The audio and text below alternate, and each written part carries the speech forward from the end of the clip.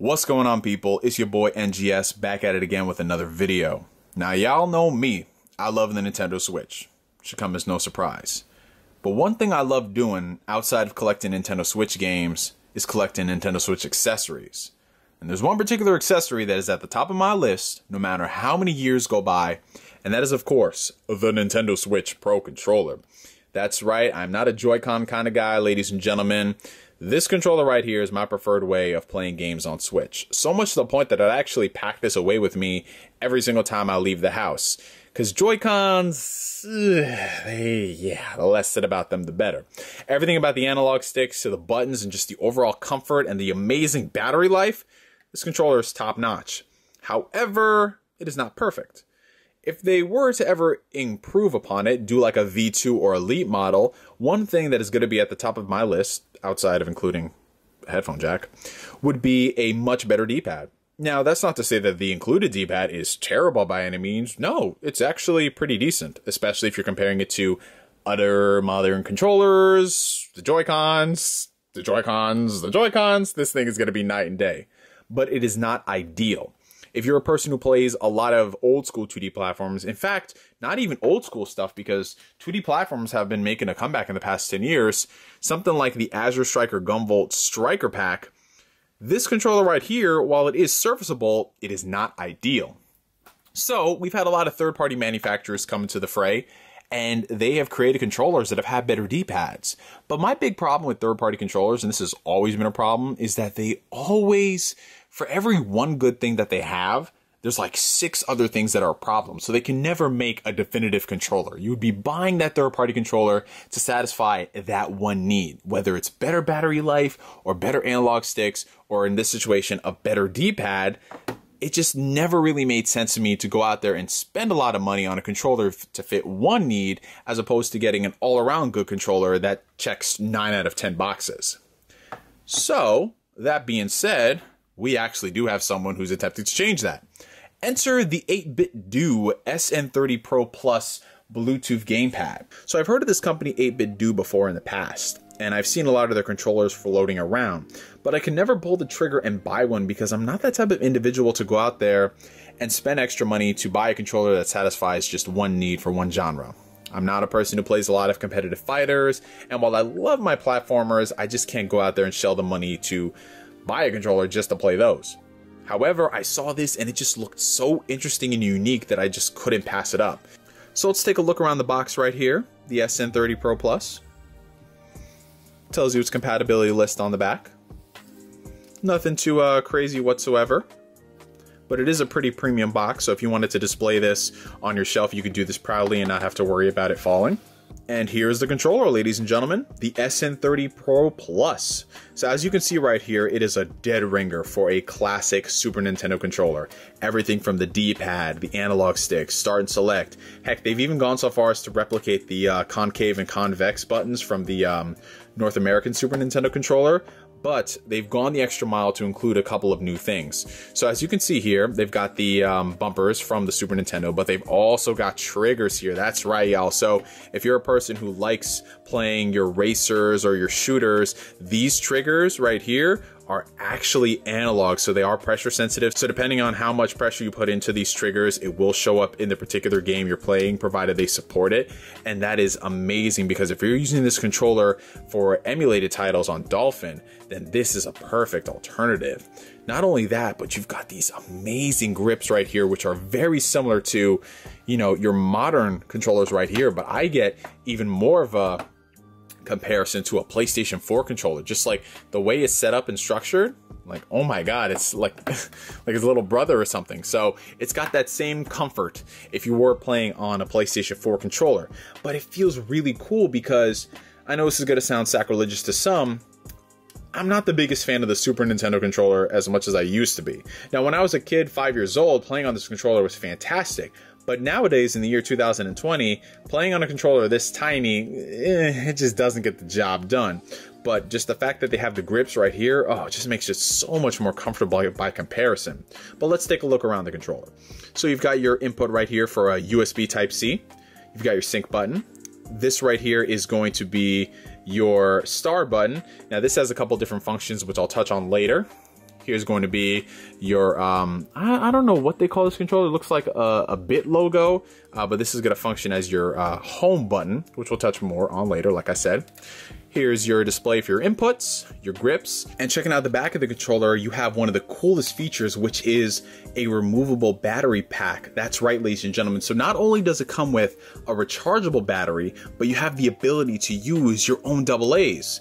That is freaking awesome to see in a controller nowadays that is giving you so many options.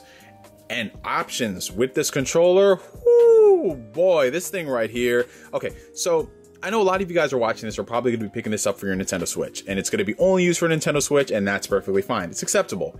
But this controller right here, you can use it on your Switch, you can use it on your PC, you could use it on your Mac, you could use it on your iPhone, and you can use it on your Android too. So it's versatile across the board. This controller right here does include software, so you can go ahead and remap all of the buttons here to your particular liking, and the controller will save that particular preset. So whether you are gaming on your PC or on your phone or on the Switch, it will save those button remaps. And the cool thing about that is the button remapping also includes the ability to do turbo functions. So this star button right here, like I mentioned before, you can remap something onto the computer and have this be the turbo button. So every time you press the turbo button, you can select your string of commands and then you can have this be that particular button. Really dope if you're playing a fighter or if you're playing something like Animal Crossing New Horizon, which is a lot of busy work. You can remap this button to be a couple of commands and it can make your life so much easier. So this thing right here, oh God, it's got so much versatility attached to it. And after playing this controller for a few hours now, I'm not gonna lie y'all, this thing right here is the real deal. Just having a really awesome D-pad with good buttons, really nice analog triggers, good bumpers, grips, it's fantastic. But there are a couple of drawbacks. So if you are a person who's picking this up to play solely on the Nintendo Switch, I do have to warn you of a few things that this controller does not have. First things first, it does not have the NFC capability of the Pro controller. So if you're someone who loves using your amiibos, you might want to look elsewhere. However, that's not a big deal breaker considering if you have a Switch, you have Joy-Cons, you can just use the Joy-Cons if you need to get your amiibos out and call it a day. Likewise, it does not include the ability to wake your Nintendo Switch with the home button right here. You still have to go ahead and turn on your Switch with the power button and then turn on the controller. Again, it's not a major deal breaker, it just adds a couple extra seconds to your routine. And last, but certainly not least, according to who you're talking to, this controller does not feature HD Rumble. I know. Terrible. But other than that, y'all, this controller is great. Battery-wise, you're looking at about 20 hours. That's what I've been reading online. So that's pretty good for a controller, especially one that just has so much good stuff going for it. And if you are someone who thinks that 20 hours is not good for a controller, I mean, there's much worse, then you could just swap these out for some AA's, and I assume you could get more playtime with that. There is something that me, myself, and I am not the biggest fan of, and that has to do with the analog sticks. Now, this isn't to say that there's anything particularly wrong with the build quality of the analog sticks. They're very clicky, they get the job done, they're excellent in my personal opinion. However, yeah, like I was mentioning earlier about the fact that me playing the Super Nintendo controller in 2020 would be a problem. Yeah, this is the main offender. So if you're playing a lot of 3D games on Switch, games that utilize you moving the analog stick multiple times, like first-person shooters, this is kind of going to be a big hindrance. Take something like the PlayStation 4 controller, and while this controller isn't perfect by any means, the extra spacing that exists between the sticks makes it so this doesn't happen all the time. Just see how my fingers glide across this, as opposed to this, how much less time it takes for my nails to hit each other. It's not the most comfortable thing out there. But at the end of the day, if you are buying this controller strictly to play 2D games more comfortably with the grips and have a great battery life to it, you really can't go wrong with this. So when it comes down to my final recommendations, I would have to say, if you had to pick between these two controllers right here, I would say if you want an overall good controller that's going to get the job done 90% of the time, great battery life, has all of your Nintendo Switch related features that you'd want, then go ahead and get the Pro controller. Yes, it is more expensive at $70, and it does not have the best D-pad in the world. The SN30 Pro Plus is going to be my go-to controller for every single game that I play on the Switch that isn't a game that requires me moving the analog sticks around a lot, because it is just so comfortable. It's got a great form factor. D-pad is great. Buttons are great. It's just amazing. It's just so freaking good. The versatility attached to this is fantastic. Fantastic? Is that even a word? I don't know. But it should be on the review for this. This controller retails for $49.99. Now, depending on where you go and what time of the year, you can get this bad boy for a little bit cheaper.